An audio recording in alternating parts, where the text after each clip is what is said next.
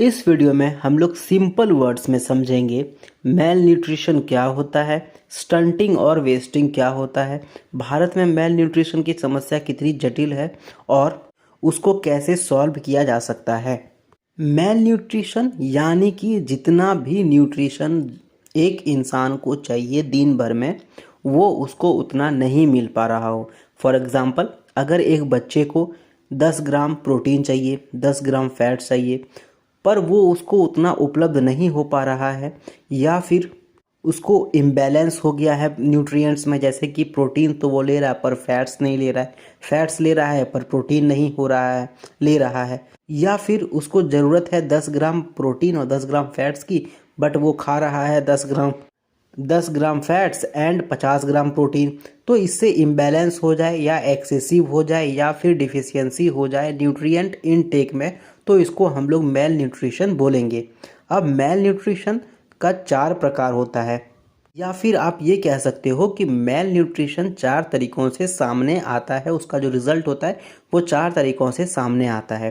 पहला है स्टंटिंग। इसमें क्या होता है, जो बच्चे हैं या जो बड़े हैं वो स्टंट रह जाते हैं, यानी कि वो छोटे हो जाते हैं। मान लेते हैं कि 15 साल का बच्चे का हाइट 5 फीट होना चाहिए, बट जिनको इम्बैलेंस है न्यूट्रिएंट में या जिसको मेल न्यूट्रिशन की प्रॉब्लम है वो 15 साल तक 4 फुट का होगा, ठीक है, या 3 फीट का होगा। तो इस प्रकार से उसका जो हाइट है एज के हिसाब से वो कंपैरिजन में सही नहीं है, तो उसको कम है, तो इसको बोलेंगे स्टंटिंग। दूसरा आता है वेस्टिंग, यानी कि किसी भी, मान लेते हैं कि 20 साल के लड़के को उसका वेट, अगर उसका हाइट 6 फीट है तो उसका वेट होना चाहिए 85 kg या 80 kg मान लेते हैं, लेकिन उसका वेट अगर 60 किलो है या 70 किलो है, तो इसका मतलब क्या हुआ, उसका हाइट उसका एज के हिसाब से उसका वेट सही नहीं है, इसका मतलब वो वेस्टिंग का शिकार हो गया है। अब स्टंटिंग और वेस्टिंग क्यों होता है, क्योंकि मेल न्यूट्रिशन है, लोग अच्छे से खाना नहीं खा पा रहे हैं, या व्यक्ति जिसका जो स्टंटिंग या वेस्टिंग का शिकार है वो अच्छे से खाना नहीं खा पा रहा है, उसको वो न्यूट्रिएंट्स नहीं मिल पा रहे हैं, इसलिए वो स्टंटिंग और वेस्टिंग का शिकार हो गया। तीसरा आता है अंडरवेट, यानी कि एज के हिसाब से उसका वेट कम है, मतलब अगर 20 साल का लड़के का वेट अगर 50 किलो या 60 किलो होना चाहिए, बट उसका वेट अगर 40 किलो है तो वो अंडरवेट है। और चौथा ब्रॉड टर्म में आता है माइक्रो न्यूट्रिएंट डिफिशियंसी। इसमें जैसे मैंने स्टार्टिंग में ही बताया था कि प्रोटीन, फैट्स, कार्बोहाइड्रेट्स ये सब खाना इम्पॉर्टेंट है और एक सूटेबल अमाउंट में खाना इम्पॉर्टेंट है। अगर ये सब नहीं मिल रहा है इसका मतलब माइक्रो न्यूट्रिएंट डिफिशियंसी हो जाएगा, और इस कारण से क्या होगा, हार्मोनल इम्बैलेंस हो जाएगा। यानी कि आप देखते होंगे किसी का कंठ बहुत बड़ा है या किसी का कोई गोइट्रे का शिकार हो गया, तो इस प्रकार से अगर माइक्रो न्यूट्रिएंट डिफिशियंसी होगा तो अलग अलग टाइप के प्रॉब्लम्स आ सकते हैं।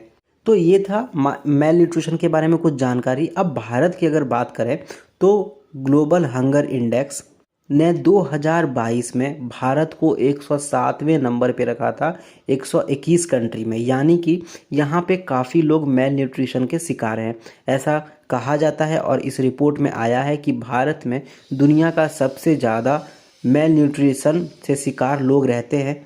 यही नहीं, भारत का जो नेशनल फैमिली हेल्थ सर्वे होता है 2019 के उनके रिपोर्ट के हिसाब से 100 में से 35 बच्चे जो कि 5 साल से कम उम्र के थे वो स्टंटिंग के शिकार थे, 100 में से 19 बच्चे वेस्टिंग के शिकार थे, यानी कि उनका वेट उनके एज के हिसाब से सही नहीं था, और 100 में से 32 लोग अंडर वेट थे।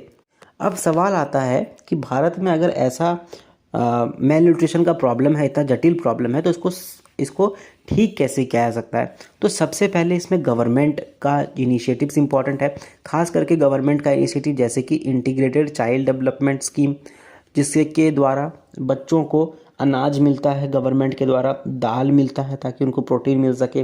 गवर्नमेंट का जो पब्लिक डिस्ट्रीब्यूशन सिस्टम है जिसके द्वारा गरीब लोगों को अनाज मिल रहा है बहुत ही कम कीमतों पर। तो ऐसे ऐसे जो सिस्टम्स हैं, ऐसे जो स्कीम्स हैं गवर्नमेंट के द्वारा, उनको जारी करना, उनको लागू करना, और हर वो व्यक्ति जो कि मेल न्यूट्रिशन के शिकार हैं उनको वो चीज़ देना बहुत ज़रूरी है।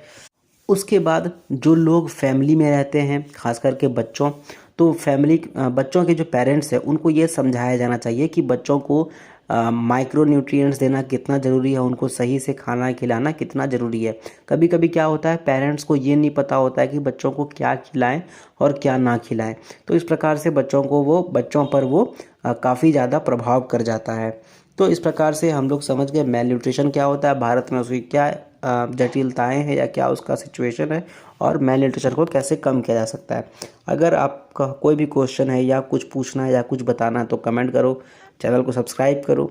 एंड अगर ये वीडियो आपको अच्छा लगा तो आप इसको लाइक करो, दोस्तों के साथ शेयर भी करना। And thank you very much.